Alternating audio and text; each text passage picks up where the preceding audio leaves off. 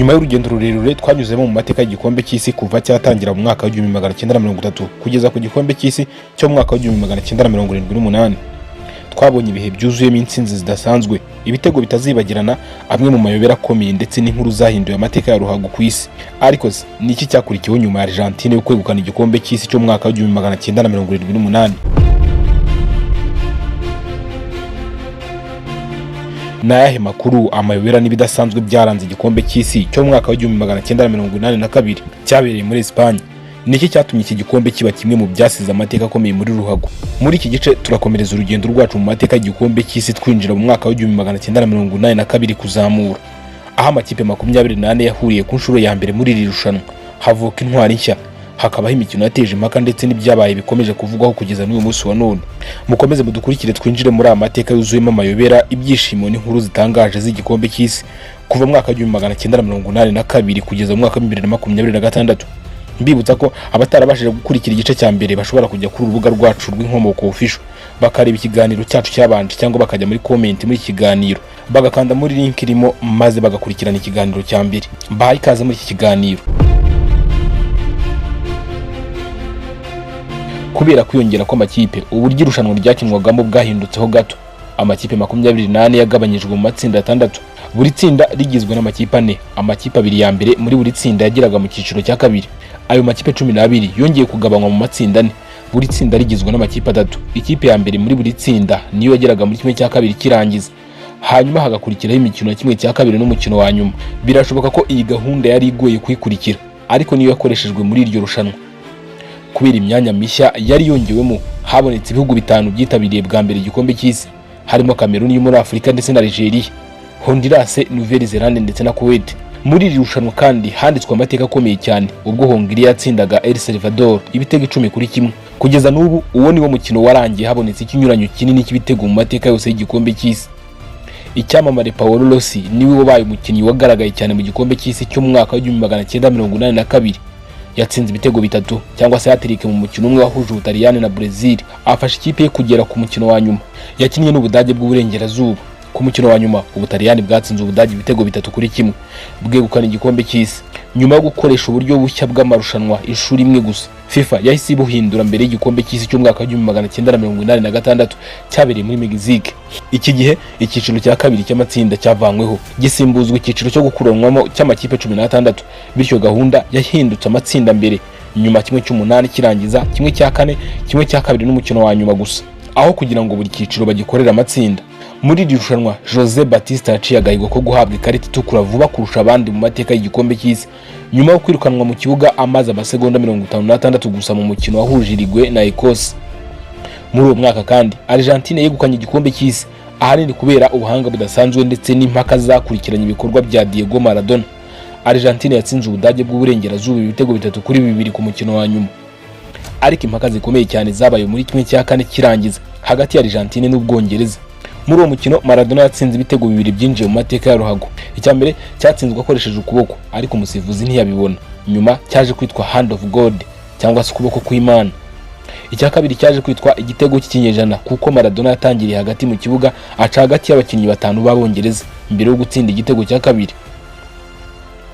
Nubwo Ubwongereza bwasezerewe muri uwo mukino mu buryo bwateje impaka, Gary Lineker yegukanye Golden Boot nyuma yo gutsinda ibitego 6 muri iri rushanwa.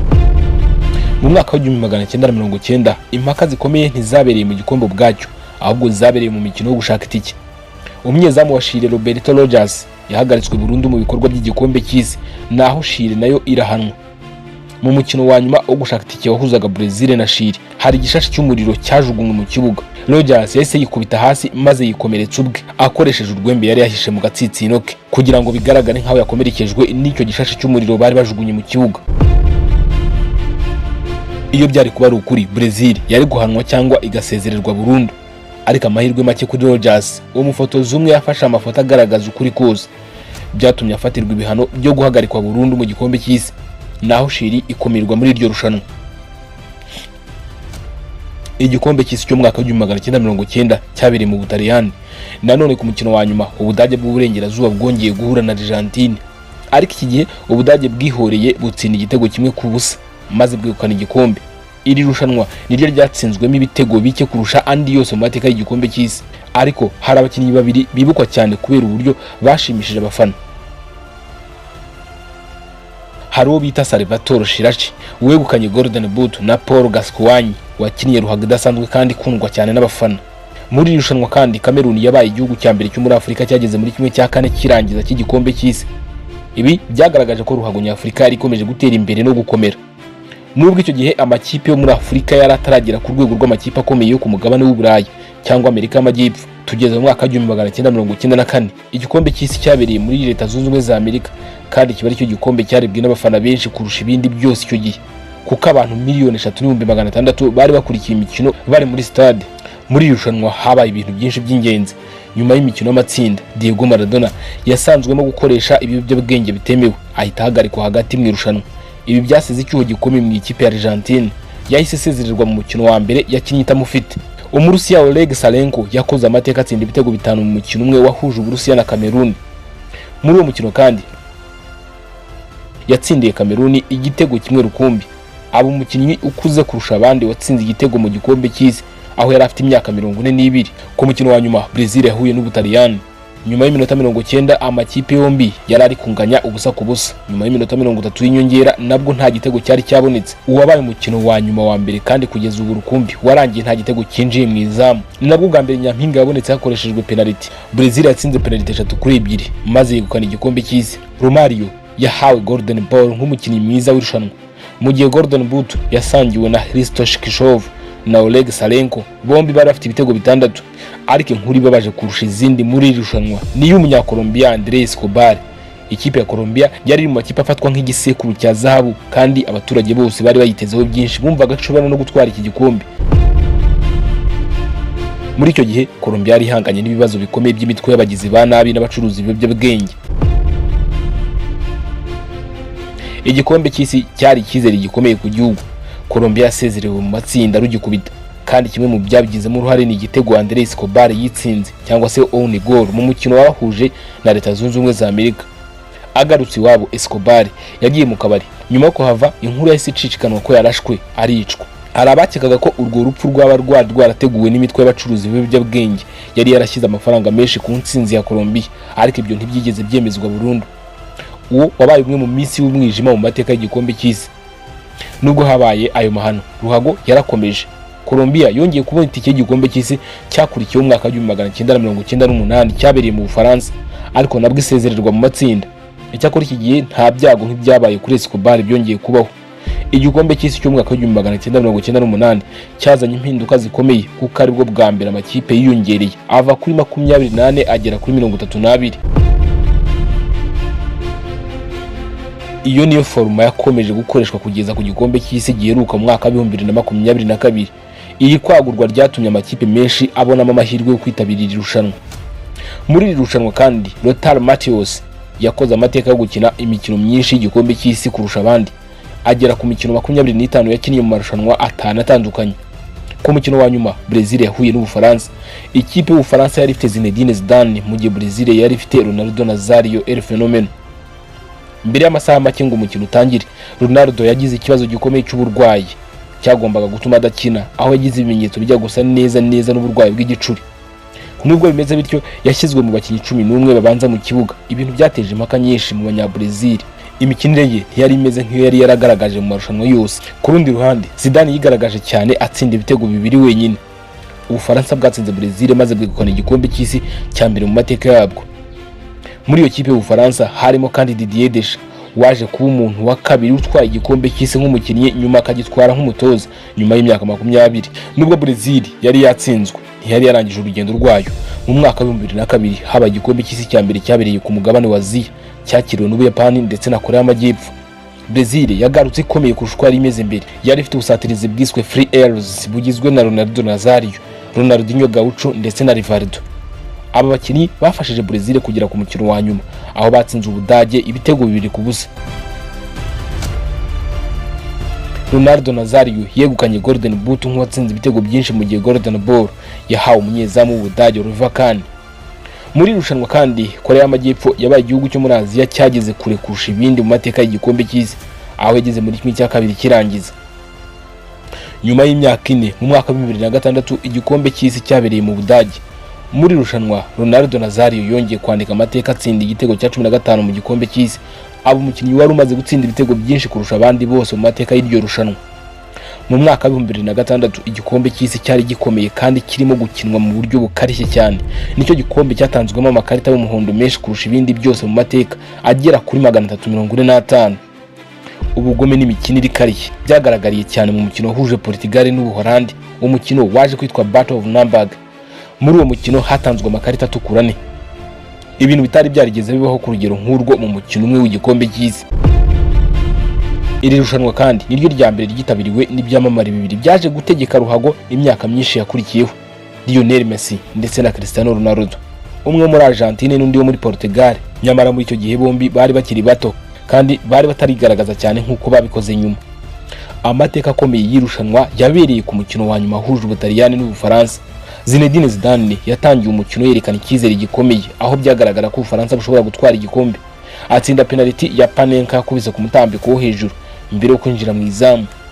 Ariko mu minota y'inyongera umukino ugana ku musozo amakipe yanganyije igitego 1-1. Zidane yakoze ikintu cyatunguranye, cyatunguye isi yose muri rusange. Yateye umutwe Mariko Materazzi mu gituza nyuma y'amagambo amubabaje yaravuze. Ibyo byatumye ahabwa ikarita itukura ahita asohorwa mu kibuga. Umukino warangiye ujyanwe kuri penalty maze Ubutaliyani butsindamo neza bwegukana igikombe cy'Isi cya 4. Zidane yarangije irushanwa afite umudari wa kabiri, ikarita itukura, igihembo cy'umukinnyi mwiza w'irushanwa Golden Ball. Nyuma y'iyo finale y'amarangamutima menshi haje igikombe cy'Isi cy'umwaka wa 2010 cyabereye muri Afurika y'Epfo, kibi cyambere cyabereye ku mugabane wa Afurika. Muri icyo gihe Espagne yari iri mu bihe byayo byiza cyane muri ruhago. Ku mukino wa nyuma Espagne yatsinze Ubuholande igitego 1-0 cyatsinzwe na Andres Iniesta ku munota wa 116 mu minota y'inyongera. Ibyo byatumye Espagne yegukana igikombe cy'Isi cya mbere kandi kugeza ubu rukumbi mu mateka yayo ikaba nta kindi iratwara. Ku rundi ruhande Ubuholande bwongeye gutsindwa ku mukino wa nyuma ku nshuro ya gatatu butarabasha na rimwe kwegukana igikombe. Muri irushanwa kandi Korea y'Amajyaruguru yakoze amateka mabi yo gutsindwa ibitego 16 mu mikino 3 gusa, byinshi kurusha ibindi bihugu byose mu gikombe cy'Isi kimwe. Ariko ikintu kibukirwa cyane muri irushanwa si umukinnyi cyangwa umutoza, ahubwo ni umupira wakoreshejwe witwaga Didas Jaburan. Abakinnyi benshi barawunenze bavuga ko wari utaragenzuwe neza, ugahindura icyerekezo mu buryo butunguranye mu gihe umukino ateye shot kandi ugatuma abanyezamu n'abakinnyi bagorwa cyane. Nubwo abakinnyi batari barawukunze, abafana benshi bawufataga nk'ikintu cyongereye uburyohe n'amateka muri iryo rushanwa. Nyuma yaho mu mwaka wa 2014 igikombe cy'Isi cyagarutse muri Brazil. Ku mukino wa nyuma Ubudage bwahuye na Argentine. Uwo mukino wari ukomeye cyane kugeza ubwo mu minota ya nyuma y'inyongera Mario Götze yatsindaga igitego cy'intsinzi atuma Ubudage bwegukana igikombe cy'Isi. Nubwo Argentine yatsinzwe, Lionel Messi yahawe Golden Ball nk'umukinnyi mwiza w'irushanwa ryose. Ku ruhande rw'Ubudage Manuel Neuer niwe wegukanye Golden Glove nk'umunyezamu mwiza. Mu gihe James Rodriguez umunyakolombia yabaye icyamamare gishya muri ruhago y'Isi, atsinda ibitego byinshi kurusha abandi maze yegukana Golden Boot. Uyu byamuhaye n'amahirwe yo kwita yerekeza mu ikipe ya Real Madrid yo muri Espagne. Undi wanditse amateka ni Miroslav Klose watsinze igitego cya 16 mu gikombe cy'Isi, acaga higo ka Ronaldo Nazario maze aba umukinnyi watsinze ibitego byinshi kurusha abandi mu mateka y'iri rushanwa. Muri irushanwa kandi hashyizweho bwa mbere ikoranabuhanga rya goal line technology rifasha kumenya niba umupira wambutse umurongo w'izamu cyangwa utawambutse. Ariko nubwo habaye amateka yose, benshi bibukira cyane igikombe cy'Isi cy'umwaka wa 2014, umukino wa kimwe cya kabiri kirangiza huje Ubudage na Brazil, umwe mu mikino itangaje kandi itazibagirana mu mateka ya ruhago. Brazil yari yakiriye igikombe cy'Isi cy'umwaka wa 2014 kandi yari imwe mu makipe ahabwa amahirwe menshi yo kugitwara, cyane cyane kubera ko yari ifite icyamamare Neymar.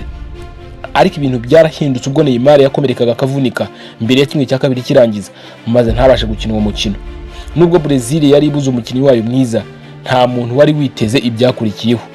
Mu mukino wa kimwe cya kabiri kirangiza Ubudage bwanyagiye Brazil ibitego 7-1 mu mukino wabaye kimwe mu bisebo bikomeye kurusha ibindi byose mu mateka ya ruhago ya Brazil. Nyuma yaho haje igikombe cy'Isi cy'umwaka wa 2018 cyabereye mu Burusiya. Ubwongereza bwitwaye neza cyane muri rushanwa bugera muri kimwe cya kabiri kirangiza. Abafana bayo batangiye kwizera ko football is coming home yari igiye kuba impamo koko, ariko siko byagenze. Croatia yasezereye Ubwongereza maze igera ku mukino wa nyuma nk'ikipe yari yahawe amahirwe make cyane mbere y'irushanwa.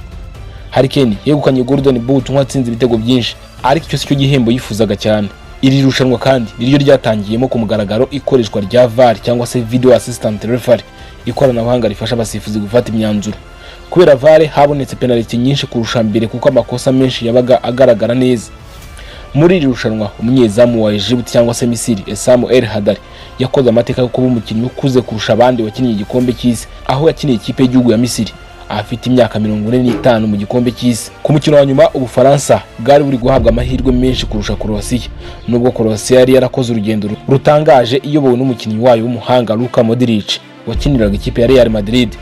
Ubufaransa bwatsinze Croatia ibitego 4-2 bwegukana igikombe cy'isi cya kabiri nyuma y'imyaka 20 butwaye icya mbere. Ikipe yatozwaga na Didier Deschamps wari waratwaye igikombe cy'isi nk'umukinnyi mu mwaka wa 1998 ari kumwe na Zinedine Zidane. Nyuma y'iri rushanwa umuntu wavuzwe cyane n'umusore wari ukiri muto witwa Kylian Mbappé wari umaze kwigaragaza nk'umwe mu bakinnyi beza ku isi. Mu mwaka wa 2022 igikombe cy'isi cyabereye muri Qatar kibi cya mbere cyakiriwe n'igihugu cyo mu burasirazuba bwo hagati.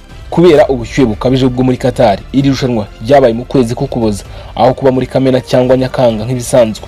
Kubera ko Qatar itari ifite stade zihagije mbere y'irushanwa, hafi zose zubatswe kuva ku ntangiriro. Nubwo habaye impaka nyinshi ku buryo izo stade zubatswe n'uburyo abakozi bakoreshejwe, abantu benshi bemeranyaga ko zari nziza cyane kurusha izindi zose zaba zarakiniweho igikombe cy'isi mu myaka yagiye itambuka. Muri iri rushanwa Cristiano Ronaldo na Lionel Messi bongeye kwandika amateka, ariko mu buryo butandukanye. Cristiano Ronaldo yabaye umukinnyi wasimbujwe inshuro nyinshi kurusha abandi mu mateka y'igikombe cy'isi, ariko inkuru nyamukuru yabaye ya Lionel Messi. Nyuma y'imyaka myinshi ategereje iki gikombe, Messi yageze ku nzozi ze zo kwegukana igikombe cy'isi. Ku mukino wa nyuma wahuje Argentine n'Ubufaransa, habaye umukino benshi bafata nk'umukino wa nyuma mwiza kurusha indi yose mu mateka ya ruhago. Umukino warangiye amakipe yombi anganya ibitego 3-3 mbere yo kujya muri penalty. Kylian Mbappé yatsinze ibitego 3 wenyine hat-trick muri uwo mukino wa nyuma, anarangiza ari we watsinze ibitego byinshi muri iryo rushanwa. Ariko ibyo ntibyabujije Argentine gutsinda. Umunyezamu Emiliano Martinez yagize uruhare rukomeye cyane haba mu mukino ndetse no muri penalty. Argentine yatsinze penalty maze yegukana igikombe cy'isi cyo mu mwaka wa 2022.